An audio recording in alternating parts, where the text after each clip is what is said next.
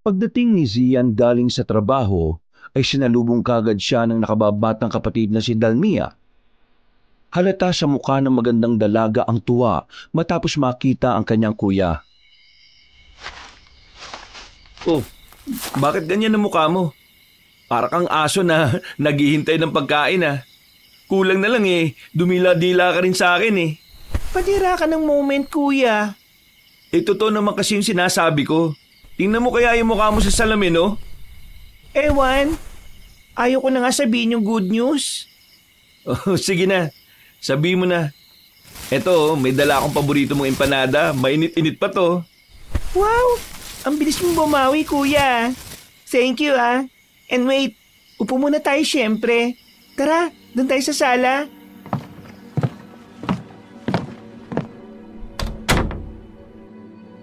Sabay na nagtungo ang magkapatid sa sala at doon na nga nagpatuloy ng pag-uusap. Maraming sinabi si Dalmia pero hindi naman ito lahat pinakinggan ni Zian. Nagtatanggal lang siya ng sapatos at long sleeves habang pakunwaring nakikinig sa nakababatang kapatid. Pero sa huli ay naagaw na talaga ang atensyon niya nang banggitin ang tungkol sa mga kamag-anakan nila sa probinsya. Talaga? Tumawag sa'yo si Chang Ami? Oo, nagulat ka no? Hindi lang nagulat, gulat na gulat pa. Himala ba to o multo ba siya at nagparamdam bigla? Ano raw sabi? Uutang ba? Hindi kuya, nag-iimbita nga sa akin eh. Kasal daw ni Kuya Juan, saka yung asawa niya. Sino ba napangasawa niya? Sino pa ba? Si Ate Mildred. Yung patay na patay sa'yo noon. Oh, sila pala nagkatuluyan? Sigurado ba silang okay lang na nandun ako? Parang nag-aalangan tuloy ako magpunta eh. Oo naman. Pumunta tayo kuya. Namimiss ko na rin magpunta uli ron eh. Makalangap lang ulit ng probinsya vibes. Kaso limot na rin kasi yung daan eh. Tagal na nating hindi nakakapunta ron. Simula nung elementary days pa tapos bakasyon lang tayo ron, di ba? Susunduin naman tayo ni Andred. Andred? Sino yun? Yung kamag-anak ni Chang Ami sa side nila. Ano? Basta punta tayo ron ha. Nagbigay na rin sila ng motif eh. Mag-order na ako bukas. Makakapaganda pa naman tayo kasi 2 weeks pa bago yung kasal. Sige. Ikaw ang bahala. Ikaw na lang din mag-asikaso ng mga regalo ha. Wag na yung mga tipikal. Alam mo naman yung si Chang, baka kung ano na naman ang masabi. Nako, ipaubaya mo na sa akin to, kuya. Trust me on this. Okay. Pagkatapos ng pag-uusap na yon, ay sabay na silang nagpunta sa kusina para magapunan.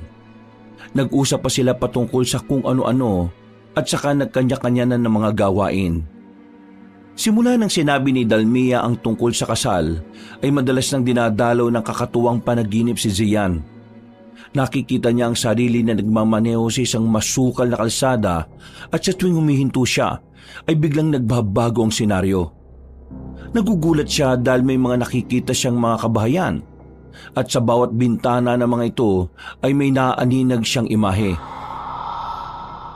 Tanging namumulang mga mata lang ang naaaninag niya sa mga to. At pagkatapos ay mayroong bumubulong sa hangin. Zian! Ha? Sino ka? Mag-iingat ka. May masamang mangyayari kapag hindi ka naging mapagmatsyag. Sino ka ba kasi? Kahit anong mangyari, umiwas kayo sa baryong yon. Pagkatapos itong ibulong ng mahiwagang babae, ay biglang mas dumilim ang kapaligiran. At walang ano-ano mula sa likuran ni Zian ay sumulpot ang malalaking imahe ng katatakutan. Hindi niya makita ang pinakakabuuan ng itsura, pero tanging ang mabagsik at namumulang mga mata ang nangingibabaw sa mga yon. Sabay-sabay na lumapit ang mga nakakatakot na imahe at pagkatapos ay sinunggaban siya. Napabalikwas siya ng bangon at napasigaw. Pagkalaon ay saka siya naglibot ng paningin. Nakahinga ng maluwag si Zian nang maintindihan na isang masamang panaginip lamang pala ito. Bakit ba madalas akong binabangungot ngayon? At sino kaya yung bumubulong ngayon? Hindi ko maintindihan pero parang pamilyar siya sa akin. Pagkatapos uminom ng tubig, ay bumalik siya sa silid at pinagmuni-munihan ng tungkol sa mahiwagang boses. Nakatulugan na lang niya ito ulit hanggang sa mag-umaga na. Lumipas ang araw, gabi at linggo. Mula sa Maynila ay lumipad ang magkapatid papunta sa probinsya kung saan nga ikakasal ang pinsan nilang si Juan sa mapapangasawa nitong si Mildred. Isang linggo ang hininging bakasyon ni Zian sa kanyang pinagtatrabahuan na naaprubahan naman kaagad. Samantalang si Dalmia ay ipinaubaya na lang muna sa tauhan niya ang maliit niyang coffee shop. At katulad ng napag-usapan, mula sa airport ay sinundo silang magkapatid ng kotse. Ang driver nga ay si Andred, na isa sa mga kamag-anakan ng tiyang amin nila dun sa probinsyang yon. Matagal na panahon na ring hindi nakikita ang magpipinsan, kaya aminin man ni Zian o hindi, ay talagang excited siya na makita ang mga kamag-anakan nila rito. Kahit pa nagkaroon sila noon ng hindi pagkakaunawaan dahil meron kasing attitude ang tiyahin nila. Si Tiang Ami ay asawa ng kapatid ng tatay nina Dalmia at Zian. Plano sana nila noon na tumira rin sa nasabing probinsya, pero dahil sa pagiging gahaman ng ginang ay nagpasya na silang hindi magtuloy. Nang mamatay ang tatay Abel at tiyo Cain nila, doon mas lalong tumindi ang samaan ng loob. Kaya itinuturing talaga na himala ni Zian ang tagpong ito na inimbitahan sila ng tiyahin sa kasal. Welcome back sa probinsya namin, Kuya Zian, Ate Dalmia. Grabe, ang pogit, ang ganda nyo na lalo ah. Baka imbis na matuwa si Chang, baka mainis lang yun kasi sa itsura nyo. Kahit simple lang ang dating nyo eh. Parang kayo pang may ganap kayo eh. Ikaw talaga, Andred. Makulit ka pa rin talaga eh, no? Real talk lang. Alam mo naman yung Chang natin, inggiterang malala yung kuis. Oh, di pa rin ba nagbabago si Tiang Ami? Ay nako ate, himala na lang makakapagpabago ron. Sakim, maadera, inggitera, at lahat na yata ng ere nasa taong yun. Ay nako, pasaway ka.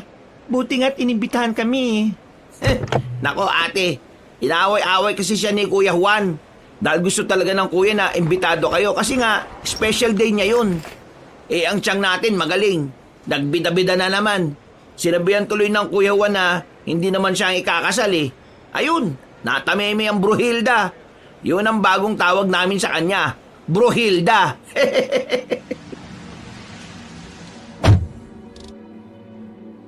Sabay-sabay silang nagtawanan habang sinasalansan ang mga maleta sa likod ng sasakyan. Makalipas ang ilang saglit, ay magkakasunod na silang pumasok sa kotse at lumabas ng airport. Nagpatuloy na ang biyahe. Nagpatuloy sila sa pagkukwentuhan hanggang sa biglang nanahimik si Zian, habang sina Dalmia at Andred ay patuloy na nag-uusap. Uys, parang lalim ng iniisip mo ah. Sino ba yan? Dapat sinama mo na yung girlfriend o asawa mo. Sorry, Andred. Still single niyang si Kuya eh. Ha? Talaga? Sa gwapo mong yan, Kuis. Sayang naman ang lahi natin yan. Huwag ka maniwala dyan sa ate Dalmia mo. Nasa ibang bansa yung fiancé ko. Muntik na ako maniwala kay ate Dalmia. Pero, bakit nga kasi ang lalim ng iniisip mo dyan kanina? Ha? Oh, wala naman. Na-excite lang ako na makita ulit ng personal si Juan. Ano kayang itsura niya ngayon? Nako, nitong taon nagsimula siya mag-gym, Kuis. Kasi sabi, nakita ko na sa Peslak ba yun? Yung sa computer, nakita kanya nag-gym, kaya yun, nainggit. Nagpalaki rin ang katawan. Maskulado na pero hindi pa rin kagwapuan katulad mo eh. Pasaway ka talaga, Andred. Facebook yun, hindi Peslak. Ay, nako. Ano, nag-gym na rin pala siya? Oo, Kuis. Pero matakaw pa rin naman siya eh. Ganun. Matakaw pa rin pala talaga. Mas tumakaw, Kuis. Nako, masyado yatang sinasarapan ni Mildred ang luto niya eh. Masarap talaga magluto yung si Ate Mildred eh. Hindi mo ba alam, Kuis, na chef siya? Hindi eh. Di naman kami friends sa social media nun eh. Pero nakafollow siya sa'yo. Uy, issue ka ah. Anong issue nun, kuya? I'm just saying lang. Masyado ka namang defensive. Ay nako, shut up ka na lang sis. Teka, wala akong maintindihan sa usapan nyo eh. Sali naman ako dyan, Kuis, ate. Nagtawanan na lang sila at nang tumahimik na ay muling bumaling si Zian sa magandang tanawin sa labas. Si Dalmia naman ay nagkutkot lang sa cellphone niya habang si Andred ay nakafocus na rin sa dinaraanan nilang kalsada. Maya-maya pa ay napaismid na ang dalaga dahil nawalan na ng signal. Sinabi nga ni Andred na may malawak nga na area ron na hanggang ngayon ay hindi raw tinatayuan ng telecommunication tower. Ang dahilan ay dahil sa madalas na sinasalakay ng mga rebelde sa bundok ang mga manggagawa. Ang sabi naman ng ilan ay tila may kung anong hiwaga raw na pumipigil sa mga manggagawa na ituloy ang proyekto. At dahil naboboring na si Dalmia, kaya nakipag-usap na lang siya nang nakipag-usap sa nagmamaneho ng sasakyan. May girlfriend ka na ba o asawa, Andred? Naku, wala pa ate. Meron akong nililigawan pero di ko alam kung sasagutin ba ako o pinapaasa lang eh. Ang pangalan niya Miliana. Kinausap ko na nga siya at prinangka. Pero ang sabi niya lang kaunting paghihintay pa daw. Tama naman yung ginawa mo. Pero maganda rin naman yung sagot niya. Ibig sabihin, gusto ko pa niyang makilala ng lubos. Maniwala ka sa akin dahil babae rin ako. Gusto ka ng taong yon kaya magtiyaga ka lang at huwag magbabago. Ay, ganun ba? Thank you ate ha. Tama nga talaga si Kuya Juan na sobrang babait yung magkapatid. Ngayon ko lang din na-appreciate kasi hindi naman tayo madalas magkasama noon eh. Talaga? Sinabi yun ni Kuya Juan? Oo ate, madalas kayo noon ikwento kapag nagiinuman kami. Lagi niya kayong pinagmamalaki sa mga kainuman namin. Kaya sigurado kong matutuwa yun kapag nakita kayo sa kasal. Mukhang miss na rin talaga kami ng pinsan namin ah. Actually, siya rin miss ko na. Napag-uusapan na rin talaga namin na magbakasyon ulit sana rito eh. Kaso nga, naiisip namin ni Dalmia na baka kapag nakita kami ni Chang Ami, alam mo na. Nako, wag nyo nang intindihin yung si Chang. Hindi naman na kayo mga bata para pakialaman niya sa buhay. Sa bagay, sana kapag nakita niya kami mamaya huwag siyang gumawa ng eksena na makakasira ng kasal ng pinsan ko. Magbe-babe yun. Malamang nasabihan na yun ni Kuya Juan. Ay, siya nga pala. Medyo matagal yung biyahe natin ngayon kasi yung dating daan inaayos. Kaya doon ang daan natin sa kabilang bundok. Ganun ba? Hindi nasabi sa akin yun ni Chang nung tumawag siya. Ay nako, wala pa rin palang signal dito. Ay, hindi ba nila nasabi na bukas pa naman talaga ang kasal? Pero nandun na sila sa venue kanina pang umaga. Ang bili ni Kuya Juan sa akin wag daw tayong dumiretso sa kanila kasi wala namang tao rin ngayon. Bali, saan tayo pupunta? Diretso na rin tayo sa venue kaya mas mahaba-haba ang biyahe. Bali, madadagdagan ng 3 oras. Ah, ganun ba? Loko talaga tong si Chang Hindi man lang ako in-inform. Buti na lang nagpaabiso pala sa'yo si Kuya Juan. Mabuti nga po. Alam na rin kasi yata ni Kuya Juan na kulang-kulang magsabi ang si Chang Basta po akong bahala sa inyo. Pero kung ayaw nyo magbiyahe na mahaba, pwede naman tayong sa bahay na lang muna magstay. Tapos, bukas ng umaga tayo magbiyahe papunta nun sa venue. Nako, hindi ba nakakahiya? Oo nga, baka nakakaya sa inyo. Nako kuya, ate, ayos lang yun. Ayos lang kami doon sa bahay. Actually, pinalinis ko na nga kay ina yung tutulugan nyo ngayong gabi kung sakasakali. Naisip ko kasi na baka mapagod kayo ng gusto sa biyahe. Basta, feel at home lang kayo doon. Uy, salamat in advance ha. Nakakaya naman sa inay loming mo. Ayos lang yan, kuys. Promise. Basta, relax lang kayo dyan at ako nang bahala sa inyo ni Ate Dalmia.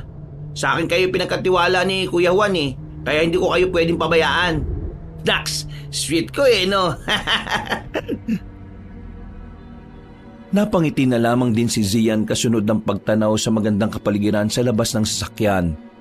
Si Dalmia naman ay naglaro-laro na lang muna sa cellphone niya dahil walang signal. Pagkalaon ay umidlip na lang din muna ang dalaga. Habang tinatanaw ni Zian ang naggagandahang burol at kabundukan, ay hindi naiwasan na mamangha siya sa mga ito. Napaisip tuloy siya at tila kinausap ang sarili habang nag-i-enjoy sa tanawin. Maganda naman sana talaga sa lugar na to eh. Kundi lang toxic si Chang Ami. Siguro, kung buhay pa si Papa, dito na rin talaga kami nanirahan eh. Ang ganda pa naman ng tanawin sa probinsyang to. Dahil sa sinabing yun ng kanyang isip ay muling nanumbalik kay Zian ang ilang alaala nilang magpipinsan sa lugar na yon. Pati na rin si Mildred na patay sa kanya noon. Napangiti na lang siya matapos maalala ang mga tagpong yon. Pagkuwan ay muli niyang inalala ang mukha ni Mildred. Kumusta na kaya siya? Uy, Kuis, pangiti-ngiti ka na naman ngayon dyan ah. Mukhang maganda yung inaalala mo ah. Meron lang akong naalala. Ang ganda kasi ng paligid dito eh. Ang sarap mag-reminisce. Hay nako, sinabi mo pa, Kuis. Habang natutulog si Dalmia ay marami pa silang napag-usapan. Kung ano-ano na ang narating ng kanilang kwentuhan. May sports, politika, outer space at kababaihan. Kaya di nila namalayan ang mabilis na takbo ng oras. Hanggang sa mauwi sila sa pag-uusap patungkol sa kababalaghan. Dahil dito ay naalala na naman ni Zia ng mahiwagang boses na madalas niyang napapanaginipan bago magpunta rito. Hindi niya lang matukoy pero sigurado siyang pamilyar ang boses na yon. Pakiramdam niya ay matagal na niyang naririnig ang tinig na yon. Hindi niya lang maalala kung saan. Hindi na niya pinagtuunan ng pansin ang tungkol sa bagay na yon dahil pinakinggan niya ang mga kwentong aswang ni Andred. Naniniwala kasi ang binata. Katulad ng mga sabi-sabi sa kanilang lugar na naglipa ng araw ang aswang dahil hindi pa rin naman ganoon kasibilisado ang probinsya. Eksakto naman 5:00 ng hapon ay nakarating na nga sila sa bahay ni na Andred na isang barangay lang ang layo sa bahay ni na Chang Ami. Pagtanaw ni Zian sa labas ng bintana ay tumambad sa kanyang paningin ang malawak na lupain. Pagbukas ng gate ay kaagad ipinasok ni Andred ang sasakyan at ipinwesto sa tamang parkingan. Ang laki na pala ng lupain nyo at ang daming bahay. Compound ito ng buong angka natin, Kuis. Gusto kasi ni Lola Basyang na magkakasama. Kaya yun. Si Chang, bakit ayaw dito? Alam mo naman yun, Kuis. Binigyan siya ng lupain dito pero nalilitan daw siya kaya umayaw. Iba talagang Chang Ami, no? Ay nako, sinabi mo pa. Nandito na ba tayo? Oo, ate. Katulad ng reaksyon ni Zian, namangha ng gusto si Dalmia habang patuloy na nakatingin sa compound na napuntahan nila. Nang patay na ni Andred ang makina ng sasakyan, ay lumabas na ito roon na sinundan na rin ng magkapatid. Sinundan lang nila ang binata hanggang sa makarating na sila sa mismong pinto ng magarang bahay. Sinalubong sila ng 2 babae at ang isa ay may edad na habang ang isa ay mas bata pa kay Andred. Nay, eto na po si Ate Dalmia at si Kuya Zian. Kuis, ate, si Inay. Tapos itong pangit na batang to, bunso kong kapatid, si Moret. Magandang hapon po, Inay Loming at Moret.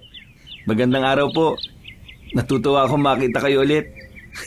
Ang tagal din na panahon na nakauwi kami rito. Salamat po sa pagtanggap niyo sa amin, Matapos magkakilanlan, ay pumasok na nga silang lahat sa loob ng bahay. Paggala ng tingin ni Dalmia at Zian ay namangha sila sa ganda ng interior design ng bahay ni na Andred. Napakasimple lang kasing pumorma ng binata kahit ang buo nitong mag-anak, kaya hindi mahalatang may kaya sila sa buhay. Grabe, yayamanin naman pala kayo, Andred. Kontraktor ba ang Tiyo Gudo? Hindi naman kami mayaman. Sinuwerte lang sa palayan. Saktuhan lang. Oh, dito na ang kwarto mo, Kuis. Tapos Ate Dalmia, yung sayo yung katapat. Relax lang muna kayo dyan, ha? At magbibihis lang muna ako. Tatawagin ko na lang kayo kapag kakain na tayo ng hapunan. Matapos magkaintindihan, ay nagsarado kagad ng pinto ang dalaga. Si Zia naman ay saglit na inilapag ang maleta sa tabi ng kama, saka nahiga at pumikit. Nag-check siya ng cellphone pero sobrang hina ng signal kaya inilapag na lang niya ito. Pagkatapos noon ay nagpalit na rin muna siya ng damit na pambahay para mas maging komportable ang kanyang pagkilos. Pagiga ay nakatulog siya ulit at muli na namang dumalo sa kanya ang kakatuwang panaginip na katulad pa rin ng dati. Nakatayo siya sa tapat ng isang baryo at sa bawat bintana ay nakikita niya ang mga matang namumula. Habang naririnig ang mga ungol na parang sabik na sabik siyang atakihin. Sian? Sino ka ba? Bakit mo ko laging dinadalaw? Pinakikita ko sa iyo ang maaari mong sapitin, kaya umiwas ka sa kapahamakan. Ano bang ibig mo sabihin? Huwag na kayong tumuloy sa pupuntahan niyo dahil mapapahamak lang kayo. Pagkatapos sabihin ito ng mahiwagang tinig ng babae ay biglang kumulog at kumidlat. Pagkatapos nang mapalingon ng binata sa mga kabahayan ay nagulat siya dahil nasa labas na ang nilalang na kanina ay nakasilip lang sa bintana. Sa unang pagkakataon ay nakita niya ang nakakatakot na mukha ng mga yon, kaya nagimbal siya ng husto. Tumakbo siya ng tumakbo pero ang katawan niya naman ay hindi umaalis sa pwesto. Naabutan siya ng mga halimaw at sabay-sabay na hinawakan hanggang sa makorner siya. Nang dambayin siya ng mga ito, ay napabalikwas siya ng bangon matapos na maramdaman ang malamig na kamay sa kanyang muka. Kuya, binabangungot ka na naman yata. Umuungol ka eh. Mabuti na lang talaga at lumabas ako ng kwarto dahil kung hindi, baka kung ano na nangyari sa'yo. Hindi kagad nakapagsalita si Zian at doon na nga biglang nag-sink in sa kanya ang tungkol sa mahiwagang tinig. Naalala niya noon na madalas niya rin itong naririnig bago pa man masangkot sa aksidente ang mga magulang nila. Noon kasing 13 years old siya, ay pinaalbularyo siya ng ina dahil sa dalasang pagkakaroon ng hindi magandang panaginip. Nasabi nga na meron siyang isang gabay diwata na pinangalan ng Diwa. At simula nang painumin siya ng gamot para iwas bangungot ay hindi na niya naririnig ang tinig. Ngayon na lang dahil nitong nakalipas lang ay nakaligtaan na niya ang pag-inom ng gamot. Huwag mong sabihin na hindi ka na nagtitake ng gamot mo ha. Ha? Oo eh. Mga 1 buwan na. Ano? Kuya naman, bakit mo naman ginawa yun? Nawawala sa isip ko eh. Kailangan natin bumili niyan ngayon. Baka lumala ka na naman. Naalala mo pa ba yung nangyari sa'yo noon? Namuntikan ka ng mamatay? Ayos lang naman ako. Saka na, pagkatapos ng kasal ni Juan. Huwag kang mag-alala. Dahil maghahanap din ako ng pharmacy drug na mabibilhan dito. Dala ko naman yung reseta ko eh. Napabuntong hininga na lang si Dalmia pero wala na rin naman siyang magawa. Makalipas pa ang ilang sandali ay tinawag na nga sila ni Andred para makapaghapunan. Nang nasa pagkainan na sila, ay sinabi na rin ni Inay Loming na mag-enjoy lang sila at wag nang mailang pa. Eksaktong 7:30 naman ng gabi ay natapos silang kumain. At dahil maaga-aga pa para matulog, kaya inaya muna ni Aldred ang magkapatid na tumagay kahit tig 2 bote lang ng beer. Hindi naman tumanggi ang dalawa dahil gusto rin nila ito para makatulog sila pare-pareho na mahimbing. Nag-inom silang 3 sa balkonahe sa 2nd palapag ng bahay at masayang nagkwentuhan habang inuubos ang 6 na pirasong bote ng beer. Matapos ang masayang palitan ng mga kwento ay nakaramdam na rin ng antok si Dalmia kaya nauna na siyang magpaalam sa 2 lalaki. Naiwan nga sina Zian at Aldred na nagkukwentuhan kahit wala nang iniinom na alak. Siya nga pala. Ang kwento mo kanina tungkol sa aswang. Totoo ba na may baryo dito na puro aswang? Ang sabi ng mga nakakatanda, meron daw. Pero kasi Kuis, sa tagal ko na rito, 25 na ako. Napuntahan ko na halos lahat ng mga baryo o sityo. Pero wala naman ako na-discovering ganyan eh. Mabuti naman pala kung ganun. Bakit mo naman pala natanong, Kuis? Wala naman. Kasi ganun na madalas kong naririnig kapag napupunta ako sa mga ganitong lugar eh. Saka di ba, kahit noong pa mga bata kami, alam ko na rin naman ang reputasyon ng probinsya nyo pagdating sa mga aswang, ulam at iba pang kababalaghan. O siya, tulugan na muna tayo dahil maaga-aga pa tayo bukas, di ba? Ay, oo nga pala, Kuis. Para makapag-prepare pa kayo ron. Hapon pa naman sisimulan yung kasal eh. Nagtulong na nga sila na magligpit ng mga kalat at pagkatapos ay nagkanya-kanya na sila ng tulog. Kinabukasan, pasado 6:30 ng umaga, ay maganda ang naging gising ni Dalmia at Zian dahil nakatulog din sila pareho na mahimbing. Matapos makapagilamos ng muka, ay bumaba na sila pareho at nagtungo sa kusina kung saan ay naabutan nila si Inay Lomeng at Muret. Bumati lang sila na magandang umaga at sinaluhan ng mag-ina sa pagkain. Ang sabi kasi ng ginang ay mga bandang 9:00 pa magigising si Andred. Nakipagkwentuhan pa sila hanggang muling matalakay ang tungkol sa aswang. Hindi rin alam ni Zian kung paanong napasok ito sa kwentuhan. Pero narinig na lang niya kay Inang Lomeng na nitong araw nakalipas ay madalas nilang nababalitaan ng tungkol sa pagsalakay ng aswang. Mga 3 o 4 na araw ang nababalita na nawawala mga kabataan dahil dito. Kaya sa buong bayan ay mas tumindi ang curfew na nagsimula nitong nakalipas lang. Dahil dito ay naalala ni Zian ang tungkol sa babala ng mahiwagang tinig sa kanyang panaginip. Pero si Dalmia naman ay parang wala lang. Wala kasing kamalayan ng dalaga tungkol sa bagay na ito. Sigurado ang matipunong lalaki na may katotohanan ng babalang yon. Dahil ganito rin ang nangyari bago maaksidente ang mga magulang nila at ang tiyuhin na asawa ni Chang Ami. Sana naman walang mangyari masama sa amin. Lord, gabayan mo po sana kami. Ilang saglit pa ay nagising na nga rin si Andred. Gumayak kagad ito at nag-almusal at bago mag-10:00 ng umaga ay umalis na silang 3. Sakay ng kotse ay kaagad na nagmaneho si Andred palabas ng compound. Hanggang sa paglipas ng halos lagpas 15 minutos ay narating na nga nila ang pamilihan. Kuya, ate, baka may gusto muna kayong bilhin ha. Kasi doon tayo dadaan sa kabila eh. Di ba sabi ko kahapon, inaayos yung pinakamalapit na daan dahil may tulay na nagiba. Hindi rin ako pamilyar sa dadaanan natin ngayon pero ang sabi sa akin ng mga kakilala ko, bukod sa walang signal wala raw halos kabahayan. Baka mauhaw o magutom kayo kasi mahaba ang biyahe natin eh.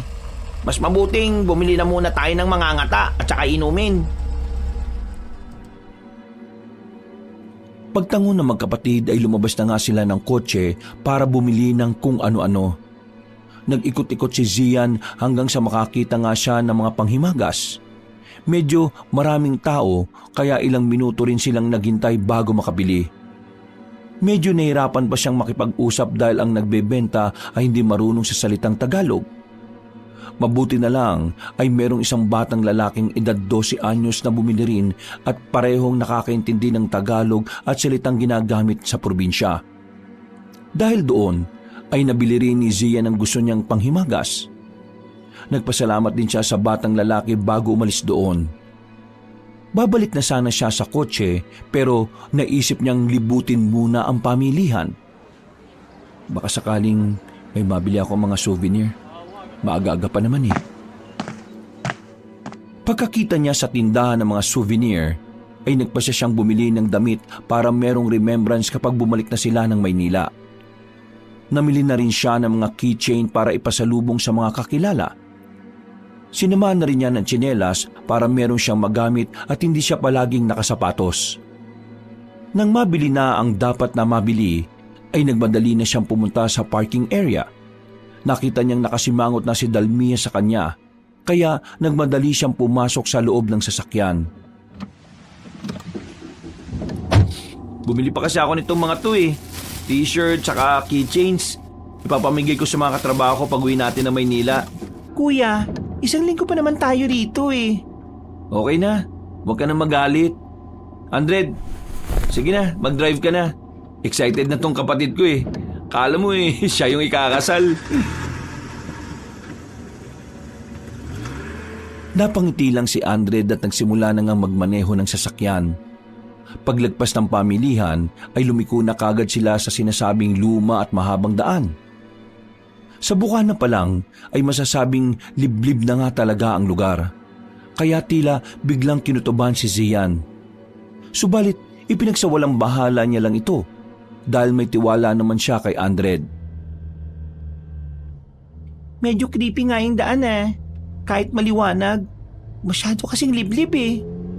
Wala bang nagtitrim ng mga puno-puno rito para naman medyo maliwanag at maaliwalas? Wala ate. Ang totoo niyan, mag-iisang buwan pa lang talagang nagagamit tong daan na to. Simula nung nasira yung sa kabila. Marami nga nagsasabi na ang creepy. Kaya hanggat maaari, iwas na iwas ang marami ditong dumaan eh. Kahit sino naman siguro, iiwas sa ganitong klase ng daan. Hindi na umimik si Zian. Tumingin-tingin lang siya sa mga kapunuan habang patuloy ang pagdadrive ni Andred. At ilang saglit pa nga ay meron silang namataan na batang lalaki na may bitbit na 2 malalaking supot. Ito yung batang lalaki na tumulong kanina kay Zian habang bumibili siya ng panghimagas. Nang makita niyang tila hirap na hirap ang kawawang bata, ay pinahinto niya si Andred na nagtataka naman. Ihinto mo, sige na. Kilala ko yung batang yan. Sigurado ka, Kuis? Oo. Lumagpas lang sila na kaunti sa batang lalaki at pagkatapos ay huminto na nga ang sasakyan. Dali-daling bumaba si Zian at nilapitan ng batang lalaki na tila nagulat at natakot. Huwag ka matakot sa akin. Tandaan mo pa ba ako? Ako yung tinulungan mo kanina na bumili doon sa tindahan ng pangimagas. Opo. Namumukhaan ko po kayo. Bakit po? Ako pala si Zian. Kuya Zian. Ikaw naman? Gaza po. Ano pong kailangan nyo, kuya? Wala naman akong kailangan. Gusto mo ba na umangkas na lang sa amin? Mukhang mabigat yung dala-dala mo eh. At papunta ka rin sa dadaanan namin. Halika na. Sumabay ka na muna sa amin para hindi ka na mahirapan. Ay, hindi na po, kuya. Sige na. Please. Mukhang mabigat kasi yung dala mo eh. Tulong ko na rin dahil sa ginawa mo kanina. Huwag ka mag-alala dahil hindi naman kami masasamang tao eh. Yung nagmamaneho ng sasakyan, taga rito lang din yan. Kami lang ng kapatid ko yung dayo rito. Atin kasi kami ng kasal ng pinsan ko eh. Doon pa sa kabilang ibayo. Ganun po ba? Oo. O ano? Tara na. Sige na nga po. Dahil mapilit ka po. Pero doon lang po ako bago sa pagliko pa kaliwa Kasi sabi niyo po, di ba, didiretso kayo? O sige. No problem. Pagkasakay ng batang lalaki ay kaagad na pinaandar ni Andred ang sasakyan. Napatingin naman si Dalmia sa batang lalaki at tila kakaiba ang pakiramdam niya sa batang ito. Kung titingnan kasi ay parang kakaibang bata si Gaza. Bukod sa maputla at mapayat, ay parang may kung ano siyang amoy na hindi maintindihan. Hindi na lang pinahalata ng dalaga dahil ayaw niyang mailang ang batang lalaki. Ibig mong sabihin, kung dito ang daan mo may mga kabahayan din sa banda rito? Opo, meron pong baryo sa banda rito pero looban pa po eh. Looban pa. Kasya naman ang sasakyan. Opo, pero medyo lubak na po yung daan doon at saka pataas. Kaya okay lang po kahit sa bukana na lang po ninyo ako hihatid. Naku, hindi. Ihatid ka namin mismo doon sa baryo nyo. Di ba, Andred? Okay lang naman basta kaya ng sasakyan. O di ba? Sabi ko sa iyo Kaya huwag ka nang mahiya. Sigurado po ba kayo? Oo naman.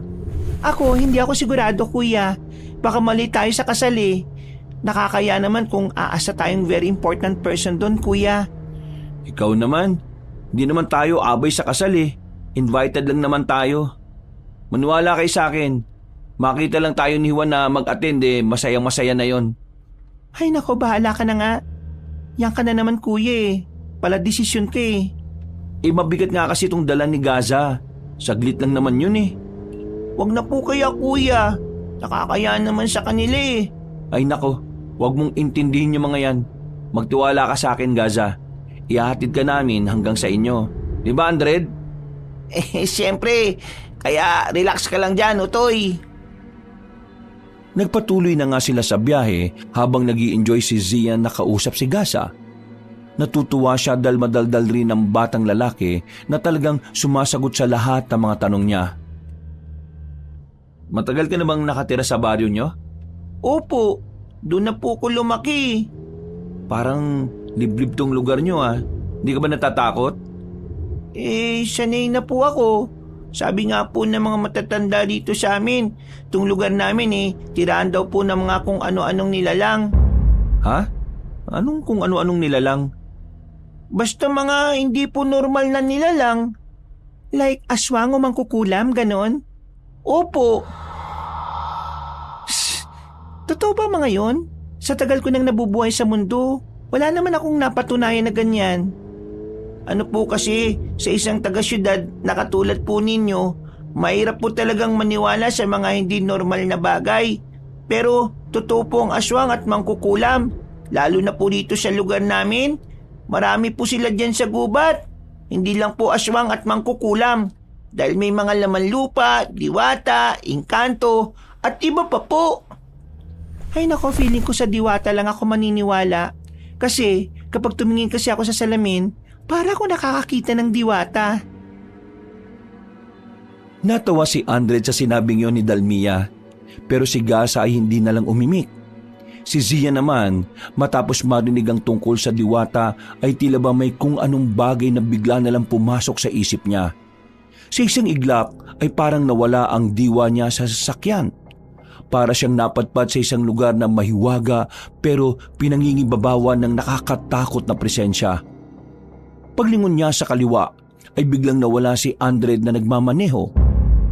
Sa pagbaling niya naman sa likod ay nawala na rin sina Dalmia at Gaza. Kahit ang sinasakyan niyang kotse ay naglaho na parang bula. Nasaan ako? Pagkasabi niyang yun ay bigla na lang nagbago ang kulay ng kapaligiran. Ang liwanag ay unti-unting nilamon ng dilim hanggang sa nagsimulang tumubo ang mga matatayog na mga puno na pinalilibutan siya. Sian, huwag na kayong tumuloy pa. Ha? Ikaw na naman? Sino ka ba? Bakit ayaw mo magpakita sa akin? Hindi na ako maaaring magpakita pa sa iyo dahil sa oras na gawin ko yon. Ito na rin ang huli nating pagtatagpo. Bakit ayaw mo pakilala sa akin? Sino ka ba talaga? Ako si Diwa, ang iyong gabay. 2 beses na tayong nagtagpo. Nung una ay yung sanggol ka pa lang at ang ikalawa ay ang maganap ang hindi ka nais-nais na pangyayari.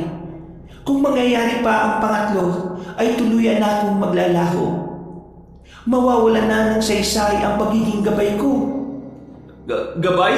Anong ibig mong sabihin?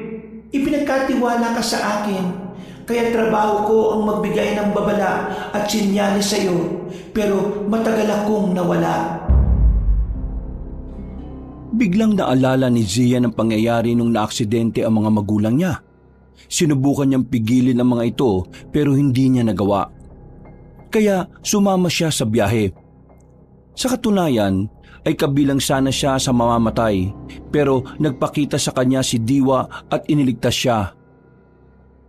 Dahil dito ay siya ang nag-iisang nakaligtas sa aksidenteng yun.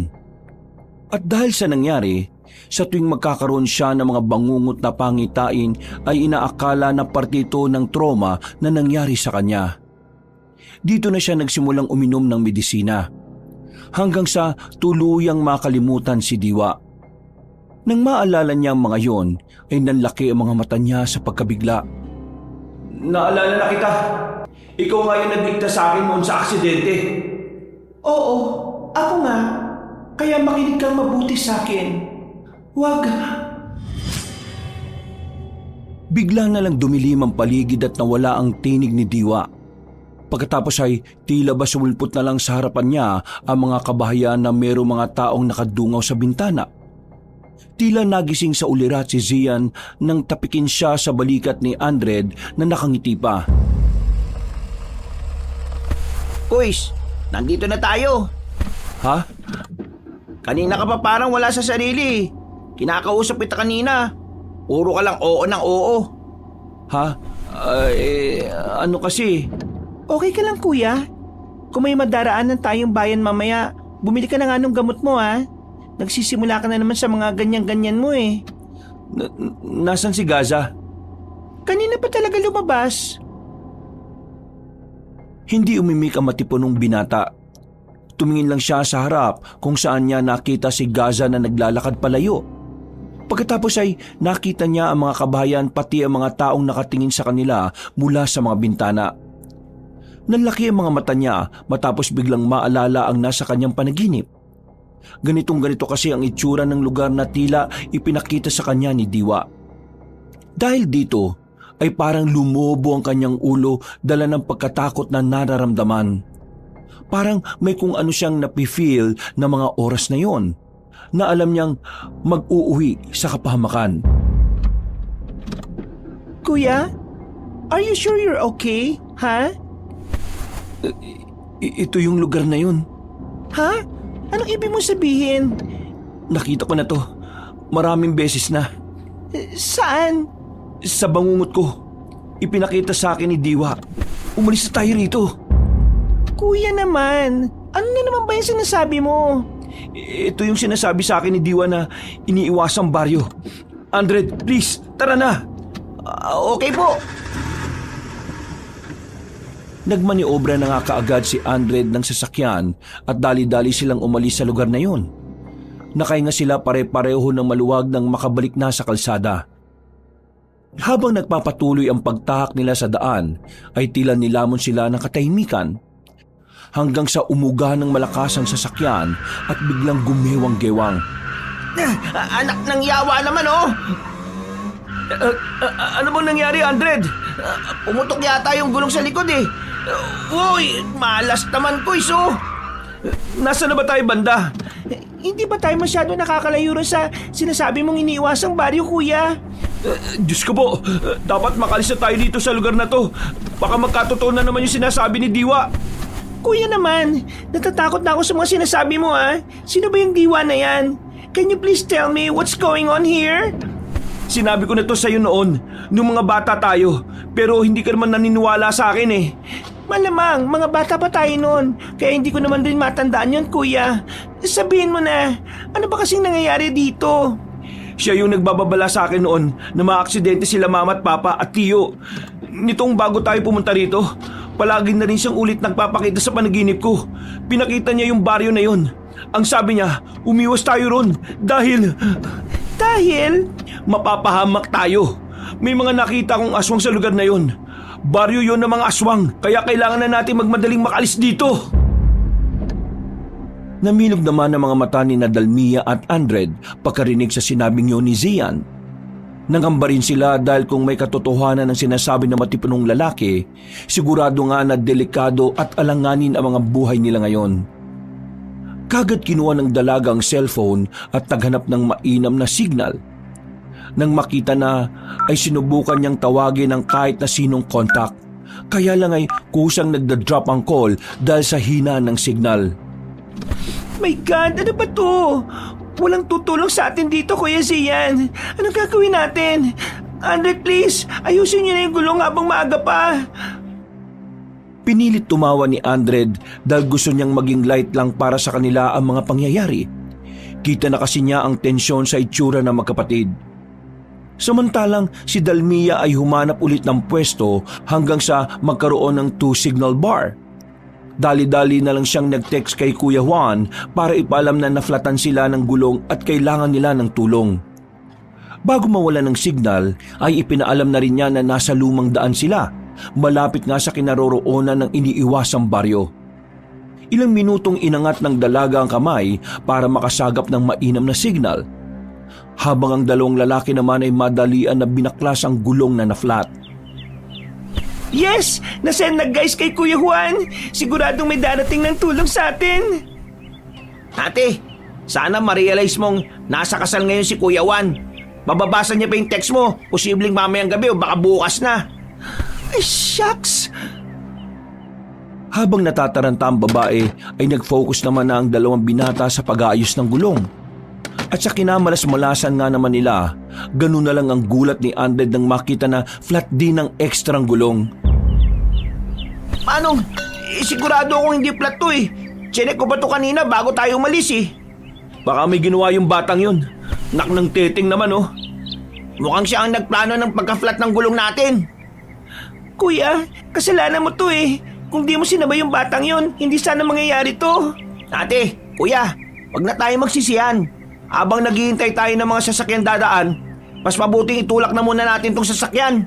Kapag pababa, sasakay tayo pare-pareho. Kapag naman pataas, magtutulak tayo na magtutulak. Makakarating din tayo sa patutunguhan natin. Kaya wag na kayo mag-away na magkapatid. Please? Dahil sa sinabing yun ni Andred ay nanahimik na lang si Dalmia at pumasok na sa loob ng sasakyan. Ganun na nga ang ginawa nilang dalawang lalaki. Sakay tulak sila ng maraming beses. Mabuti na lang ay medyo makulimlim ang paligid at hindi masyadong tirik ang araw. Nagpatuloy sila sa pagsakay tulak hanggang sa madaanan na nila ang matayog at nilulumang arko. Nakatinginan sila na halata ang kaba at takot sa mga mata nito. Pareho silang napahinto dahil sa kakaibang pakiramdam. Pero pagkalaon ay nagpatuloy pa rin sila sa pagtutulak ng sasakyan. Saglit na tumingin si Zian sa kanyang relo at nagulat siya nang makita na mag-aalas 3 na ng hapon. Saka siya muling napalingon sa nasabing arko at biglang napa-sign of the cross. Kalma lang, Kois. Makakalampas din tayo rito. Kasalanan ko lahat to eh. Huwag mo nang sisihin ang sarili mo. Wala na rin naman tayong mapapala kapag ginawa mo yan, Kois. Salamat ah. Pero kung nakinig lang sana ako sa pangitain ko, kay Diwa, hindi mangyayari ang ganito sa atin eh. Magiging ayos lang ang lahat.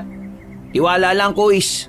Maya-maya, may dadaan din namang sasakyan dyan at makakaingi tayo ng tulong.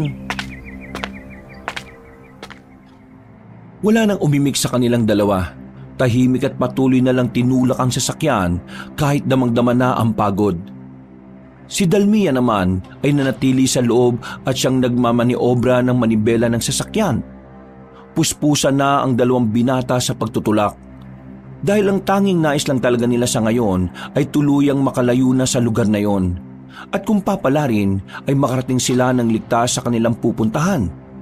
Nang makalagpas ng ilang metro sa nilulumang arko, ay sabay na napasulyap doon sina Zian at Andred. Subalit nalaki ang mga mata nila nang makakita ng 4 na kalalakihan na lumabas mula sa likuran ng mga punong malapit doon. Nakatingin ang mga yon sa kanila habang nakangiti. Nang makita yun ni Zian ay kinumutan kagad siya ng matinding takot. Bigla niya kasing naalala ang nakita sa panaginip. Sila yun. Sila yung mga nakita ko sa panaginip ko. Ang mga ngiti at ganyang klase ng mukha. Ganyan-ganyan yun. Ganun ba, Kois? Oo, Andred. Sigurado ko. Kung ganun eh, pumasok na tayo sa loob ng sasakyan. Hindi na tumugon pa si Zian. Sinunod na lang niya ang sinabi ng nakababatang binata. Sabay silang pumasok sa loob ng sasakyan saka ito nilak. Nagtaka naman si Dalmia at nang mapalingon siya sa rear view mirror ay naaninag niya ang mga kalalakihan. Dahan-dahang lumapit ang mga yon habang nag-iiwan ng ngiting nakakaloko. Sino mga yan? Saan sila galing? Hindi namin alam, pero magpalit na muna kayo ng pwesto ni Andred. Nang magkapalit na nga ng pwesto ay eksakto naman na dumating ang 4 na kalalakihan sa nakatigil na sasakyan. Huminto ang mga yon. 2 sa kanan at 2 sa kaliwa. Kaya naging mas mapagmatsyag ang 3 nasa loob ng kotse. Kuya, kinakabahan ako. Huwag kang tumingin sa kanila. Idiretso mo lang ang mga mata mo. Sinunod ng dalagang nakatatanda niyang kapatid. Tumingin lang siya ng diretsyo. Kahit ang totoo ay gusto na niyang maiyak sa takot. Samantalang ang mga kalalakihan naman ay walang ginagawa kundi pagmasdan lang sila. Kuya, ate, mag-seatbelt kayo. Paandarin ko tong sasakyan kapag may ginawa silang kung ano. Paano mong gagawin yun? Paano kung maaksidente tayo? Flat ang gulong natin. Kalma lang ate, akong bahala. Hindi ko kayo hayaang mapahamak. Paano ko kakalma sa ganitong klase ng sitwasyon? Paano kung mga aswang sila tapos kunin nila tayo at pagpiesta ng karne at dugo natin? Huwag kang mag-isip ng kung ano-ano at makinig ka sa sinasabi ni Andred. Kumalma ka lang at mag-pray ka. Kuya naman, makakapag-pray pa ba ako kung ganyan ang makikita ko sa labas? Habang tinitingnan ko yung 4 na yan na sa labas, hindi ako makapag-concentrate at makapagdasal eh. Di pumikit ka. Paano kung pagpikit ko, kuya, may bigla silang gawin? Ay nako, ang dami mo namang reklamo. Bakit di mo na lang gawin yung sinasabi ko sa'yo? Bakit parang ikaw pang naiinis, kuya? At saka, bakit parang kasalanan ko? Ikaw naman ang dahilan kung bakit tayo naipit sa ganitong sitwasyon eh. Sige na, sisihin mo lang ako ng sisihin. Baala ka. Natigilan na sila sa pagtatalo dahil biglang kumalampag ang likurang salamin ng kotse at pagkatapos nabasag yun. Nagulat sila na may tumalsik na solid na bato. Napapikit din silang saglit dahil sa nagtalsikang bubog. At pagdilat ng mga mata ng magkapatid ay ganoon na lang ang gulat nila dahil nakadungaw na sa nabasag na salamin ng isa sa mga lalaki. Nakangiti yun at kitang-kita sa namumulang mga mata ang tuwa habang nakikita silang natatakot. Hindi na nag-aksaya pa ng oras si Andred. Kahit flat ang gulong ng sasakyan ay binuhay niya pa rin ang makina nito. Pagkatapos ay hinarurot niya kaagad ito hanggang sa malampasan nila ang 4 na kalalakihan. Hindi naman umalis ang mga yon sa kanilang pwesto. Nakangiti lang habang pinagmamasdan silang papalayo. At nang tila hindi talaga maganda ang lagay ng gulong ng kotse, ay sinikap ni Andred na kontrolin ang takbo. Pero nagulat sila dahil bigla na lang ding sumulpot sa kung saan ang isang nilalang at lumagpak sa bubungan ng kanilang sasakyan. Sa gulat ay nagsigawan silang tatlo hanggang sa maya-maya pa ay napahinto sila. Sabay-sibay silang napatingin at nakiramdam sa kung ano o sino ang nasa bubungan. Narinig pa nila ang marahan nitong paglalakad. Hanggang sa umungol yon na parang isang halimaw. Dahil dito ay napasigaw sa takot si Dalmia na hindi na kinaya pa ang mga nangyayari. Diyos ko po, kuya! Andred! Ano yung nasa bubong na sasakyan natin? Hindi ko alam ate. Diyos ko! Mamamatay na tayo rito! Mamamatay na tayo! Hindi na tayo makakarating sa kasal! Huwag mo sabihin yan, Dalmia! Makakauwi tayo! Muling umungol lang kung anong nilalang at pagkatapos ay saka ito tumalon-talon sa bubong. Napalingon naman sila roon hanggang sa mapansin nila na wala na mga kalalakihang nasa likuran. Hindi kalayuan sa kanila. Dahil dito ay hindi na rin nakapagtimpi pa si Andred. Kinuha niya ang nakatagong bat sa ilalim ng upuan at pagkatapos ay hinampas niya sa bubong.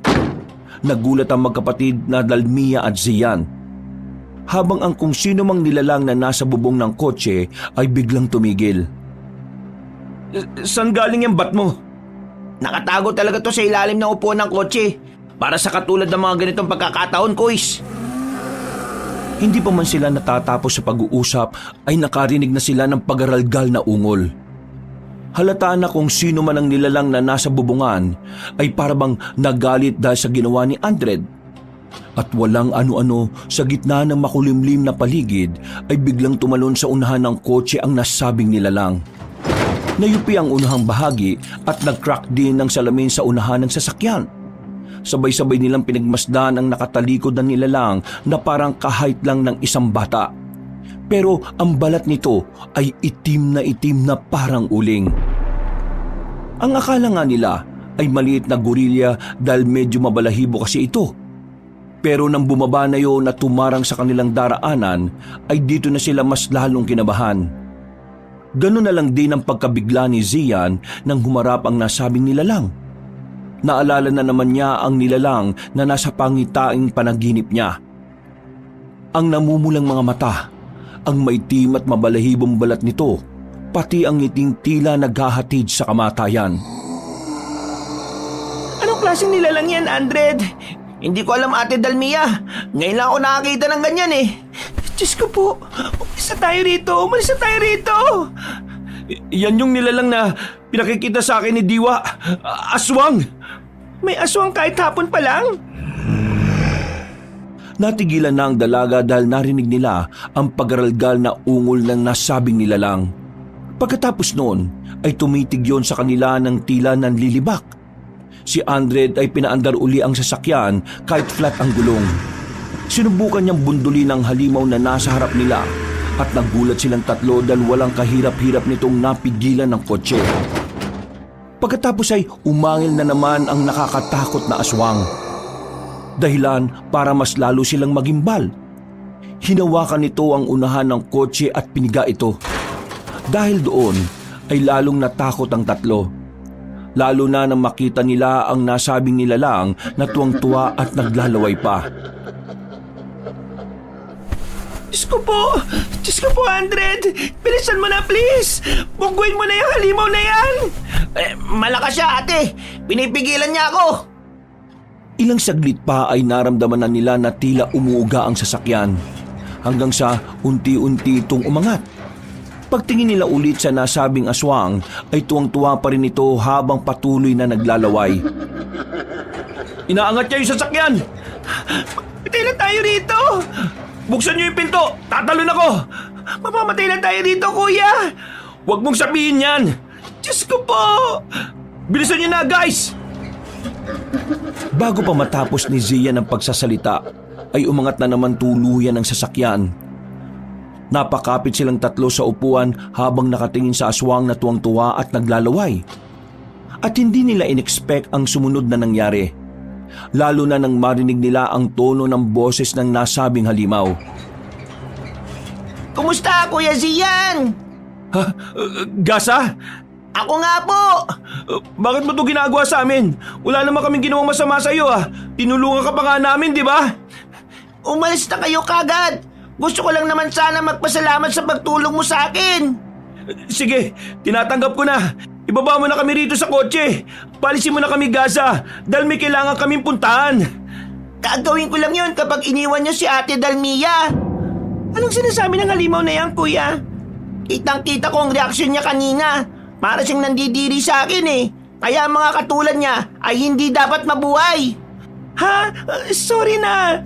Sorry. Kuya, huwag mo ko ibibigay sa halimaw na yan. Kapag di niyo yung ginawa, ay wala akong magagawa kundi sama-sama ko kayong ibabalik sa baryo. At sila nang bahala sa kung anong gagawin nila sa inyong tatlo. Please naman, Gaza. Alam mo naman na wala kaming ginawang masama sa iyo, di ba? Kung ano man ang ginawa ng kapatid ko, ako na humingi ng tawad.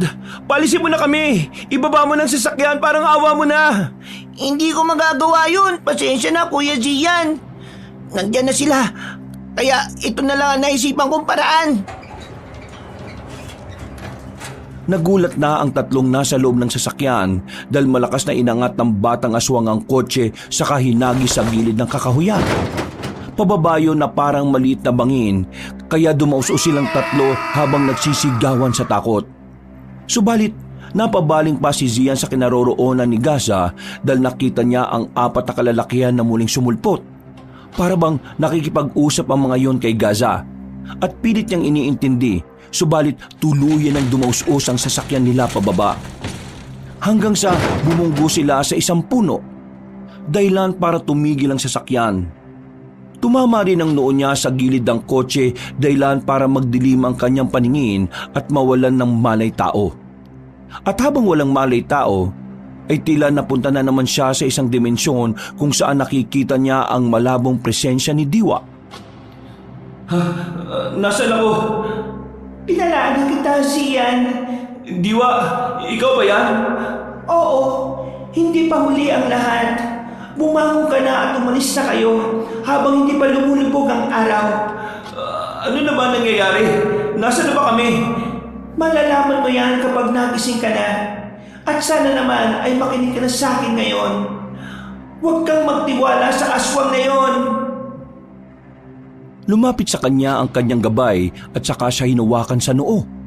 Dahil doon ay napabalikwas siya ng bangon at ganoon na lang ang gulat niya matapos maabutan ng sarili na nakatago sa bukana ng isang maliit na kuweba. Anong nangyari? Nasaan tayo? Salamat naman po at nagising ka na, kuya. Pansamantala tayo nagtatago dito dahil inaabol tayo ng 4 na kalalakihan. Yung mga lalaking uminto at bumasag ng salamin sa kotse kanina. Nasaan ang kapatid ko? Ayun, kuis, sa gilid. Wala pa rin tigil ang pag-iyak. Gusto ko nang umuwi. Ayoko mamatay sa ganitong klase ng lugar. Kahit masakit pa ang katawan at ang ulo, ay bumangon na si Zian. Nilapitan niya ang nakababatang kapatid at umiiyak pa rin sa takot. Kitang-kita sa mukha ng dalaga ang trauma dahil sa mga nangyari sa kanila ngayon.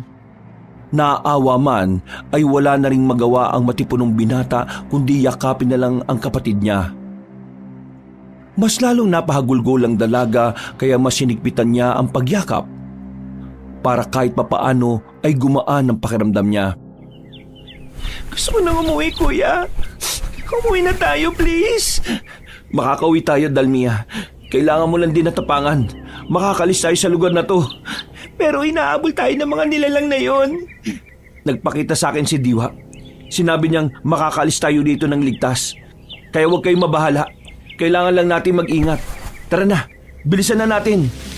Pero, kuis, pakagat na ang dilim eh. Ha? Paano nangyari? Matagal ka rin kasing nawalan ng mali kanina nung nahulog tayo sa bangin. Pinagtulungan ka nga lang namin buhatin kanina ni Dalmia eh. Hindi na nagpakita yung batang aswang pero yung 4 na lalaki kanina, sila yung umabol sa atin. Ha? Ganun ba? Naalala ko ngang bigla na may kinuwento noon yung lolo ko tungkol sa mga aswang na may kakaya magpalit ng anyo kahit may araw pa. Meron ba talagang ganun? Oo, kuis. Kambyon adlawan ang tawag sa kanila. Ang pangalan nito ay hango umano sa salitang kambyo o palit at araw. Tumutukoy yun sa kakayahan nilang makapagpalit bilang aswang kahit may sikat pa ang araw. Parang ganun yung batang si Gaza. Pero yung mga kalalakihan, hindi naman sila nagpalit ng anyong aswang kanina eh. Kung ganun, kailangan na nating umalis dito habang papalubog pa lang ang araw. Aabot pa ba tayo, kuis? Hindi ko alam. Hindi ba't ikaw ang taga rito? Pasensya na. Kinakabahan lang ako talaga eh. Hindi ko alam kung anong gagawin natin. Nangako pa naman ako kay Kuya Juan na hindi ko kayo pababayaan. Pero ito tayo ngayon, nalalagay sa alanganin. Ikaw na nga ang nagsabi kanina, di ba? Na wala ng oras pa para magsisihan tayo. Magmadali na kayo. At aalis na tayo. Dahil kung magtatagal pa tayo dito, posibleng hindi lang ang lalaking yun ang humabol sa atin, kundi ang mga taga-baryo na mismo. Ilang beses na ipinakita ni Diwa sa pangitain kong lugar na yon. Kaya kung tutusin ako talaga ang may sala eh. Pero wala nang panahon para magturuan tayo kung sinong may sala. Kaya tara na! Nang okay na ang lahat, dala ang mga ginawa nilang sandata gamit ang bato at mga sanga sa kakahuyan, magkakasabay na nga silang umalis sa lugar na yon. Mga ilang metro pa lang ang layo nila Dalmia, Zian at Andred mula sa pinagtaguang kuweba, ay sumalubong agad sa kanila ang mabigat na katahimikan ng kagubatan. Ang araw ay unti-unti nang lumulubog. Tila ba pinapatingkad ang mapula at madilim na langit na parang nagsisilbing babala. Lumulusot ang mga anino ng mga punong kahoy sa kanilang daraanan at bawat tunog ng dahon na natatapakan nila ay ramdam ang nagbabadyang panganib.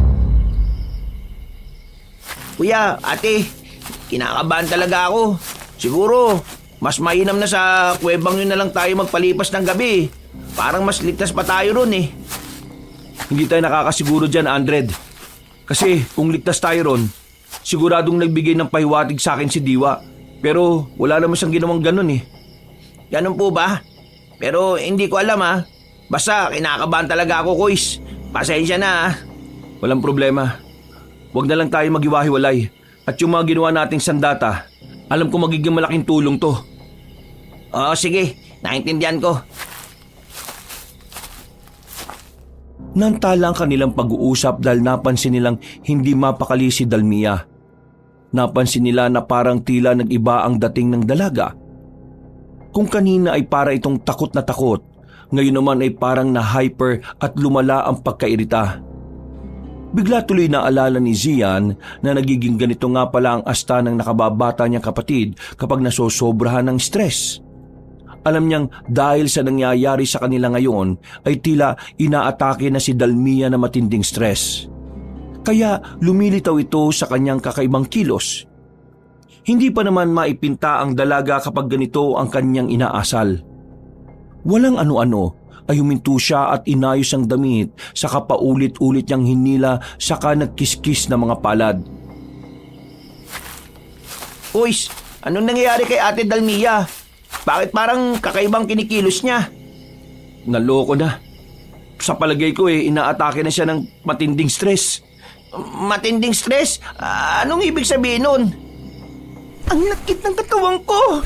Nakakairita! Paano naman ako makakalakad ng maayos kung puro putik ang daraanan natin? Bakit pa kayo nakatingin sa akin na ganyan? Kuya, Andred, napuputikan na ako rito Minsan, ganyan ang epekto sa kanya ng matinding stress, Andred. Tumingin-tingin ka lang sa paligid at pakakalmin ko lang siya saglit.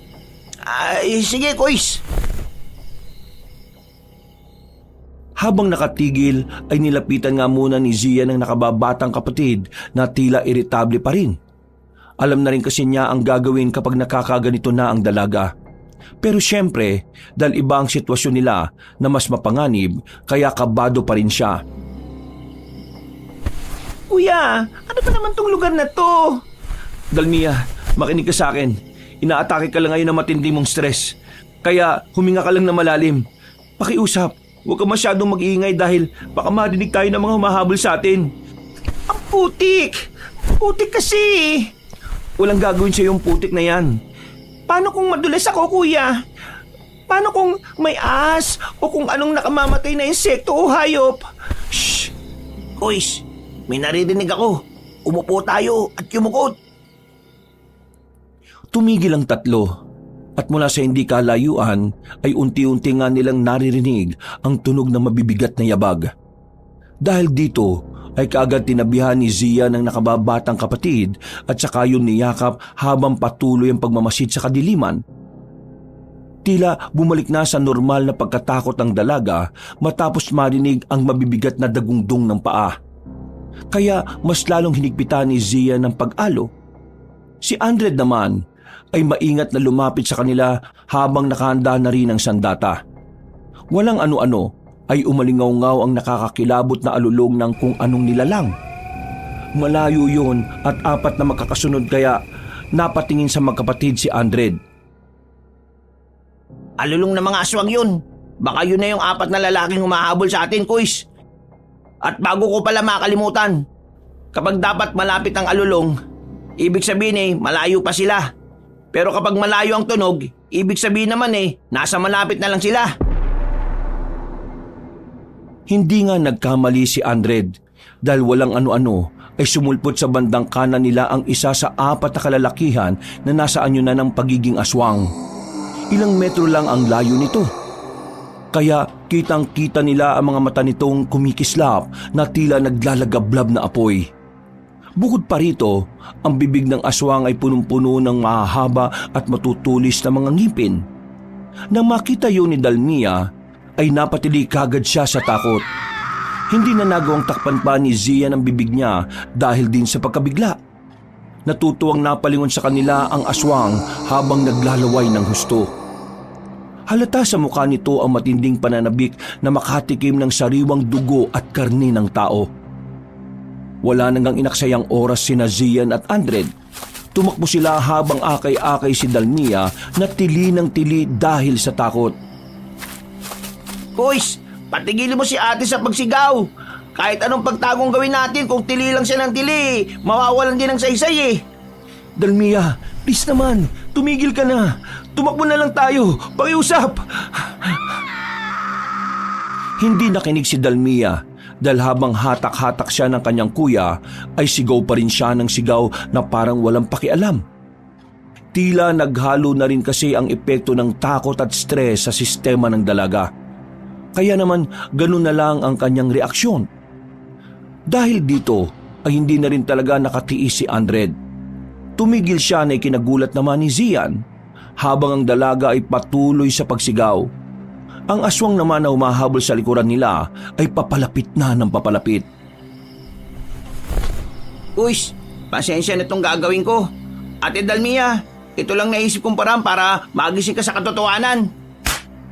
Sinampal niya ang dalaga na ikinagulat ni Zian, pero tila naging epektibo dahil tumigil sa pagtili ang babae. Yun nga lang ay umatake na ang naunang aswang sa bandang likuran nila. Mabilis itong tumalon at sumunggab kay Andred.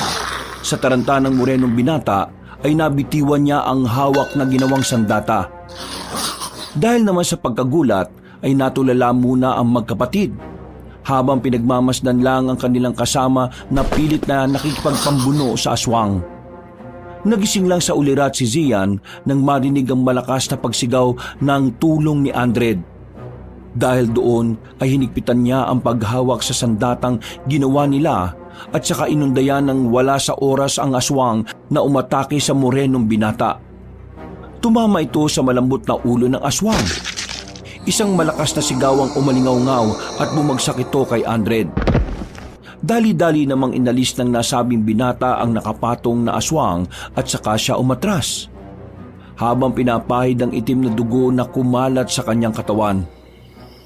Patay na ba siya? Hindi ko alam, Kuys. I-check mo. Bago pa matapos ni Zia ng pagsasalita, ay biglang bumangon ang nasabing aswang at gumapang palapit kay Andred. Pero nakuha na ng morenong lalaki ang sandata niya kanina at ito ang ginamit niya. Pinukpok niya naman ang dugo ang aswang at tinamaan ito sa kaliwang mata. Doon ay tuluyan na itong nawala ng buhay na bumagsak at hindi na talaga bumangon pa. Patay na ba talaga? Hindi ko alam, Kuys. Pero tumakbo na tayo habang wala pa yung iba. Ngunit bago pa sila makaalis, ay dumating din kagad ang ikalawang aswang. Narinig kasi nito ang pagsigaw kanina ng kasamahang napatay nila. At nang makita ngang nakahandusay na ang naunang aswang at wala ng buhay, umangil ang ikalawang aswang at saka sila sinugod. Tinangka nitong sunggaban si Dalmia dahil yun ang pinakamalapit. Subalit dahil tila wala sa sarili ang dalaga, napatingin lang siya sa aswang. Hindi na rin nagawa ni Zian at Andred na tumakbo palapit para tumulong. Alam nilang huli na. Dalmia, takbo na! Bilisan mo na! Ate, takbo na, bilis! Umalis ka na dyan! Mapapatay ka ng aswang! Ha? Diyos ko po! Napapikit na lamang si Zian at Andred dahil ayaw nilang makita na malapan ng aswang si Dalmia. Pero tila inayunan na naman sila ng swerte. Sa pag-iwas-iwas ng dalaga ay nadulas siya sa putik at aksidenteng natapakan ng isang malaking bato. Gumulong-gulong ang dalaga papunta sa kinaroroonan ng dalawang lalaki. Habang ang batong natapakan niya ay tumalsik at tumama sa mismong nakangangang aswang. Pumasok yun sa bibig ng halimaw, kaya natigilan ito dahil tila nahirinan sa nangyari. At habang pinipilit na iluwa ang bato, ay hindi na rin ito napansin ang kanyang sitwasyon. Nang mapatapak sa putikan, ay saka rin ito dumaus-us palapit kina Zian at Andred. Nang makita yun ng dalawang binata, ay wala na silang inaksayang oras. Pinaghahampas kagad nila ang nasabing aswang. Hindi na nila ito hinayaang makapalagpa. Sinunod-sunod nila hanggang sa mapatay na ito ng tuluyan. Pero ang totoong naging sanhi ng kamatayan nito ay dahil sa batong bumara sa lalamunan. Nang makita at maamoy ni Dalmi ang dugo ng aswang, ay napatras siya at nagsimula na namang mataranta. Gusto ko na umuwi, kuya. Ayaw ko na rito. Pakiusap naman. Ikalma mo ang sarili mo. Alam ko matapang ka. At alam ko rin mahirap ang sitwasyon natin ngayon, pero huwag kang magpalamon sa stress na yan. Nahihirapan ako huminga, kuya. Huminga ka lang na malalim hanggang sa bumalik sa normal ang pakiramdam mo. Paglabanan mo ang matinding takot at stress sa utak mo. Nandito lang kami ni Andred at hindi ka namin pababayaan. Boys, nandito na rin yung dalawa pang aswang. Anong gagawin natin? Tumakbo na tayo. Siguradong hindi natin sila kakayanin, lalo na sa kalagayan ni Dalmia. Pero Kuis, napatay na natin yung naunang dalawa eh. Siguradong nasa panig natin ang swerte ngayon. Nakita mo naman yung nangyari kanina, di ba? Hindi swerte ang nasa panig natin. Ang Diyos mismo ang nasa panig natin. Pero wag na tayong lumaban. Tumakbo na tayo! Pag-angil ng dalawang aswang na dumating matapos makitang namatay na ang dalawa nilang kasama. Umungol ang mga yon at mabilis na tumalon patungo sa kanila. Dahil dito ay sinunod na nga ni Andred ang payo ng nakatatanda. Tumakbo na nga kaagad silang tatlo, pero hindi sila hinayaan ng dalawang halimaw na makalayo. Umatake ng sabay ang mga aswang at sa pamamagitan ng matinding determinasyon ay nakahanap sina Dalmia, Zian at Andred ng tamang tiyempo. Mula sa isang maliit na siwang sa pagitan ng dalawang puno ay mabilis silang dumaan dito. Sumunod ang dalawang halimaw pero dahil sa laki ng katawan nila kaya hindi sila umubra. Para bang natanga ang mga aswang. Pero hindi na nila ito pinansin pa. Nagtuloy-tuloy na nga ang tatlo sa pagtakas.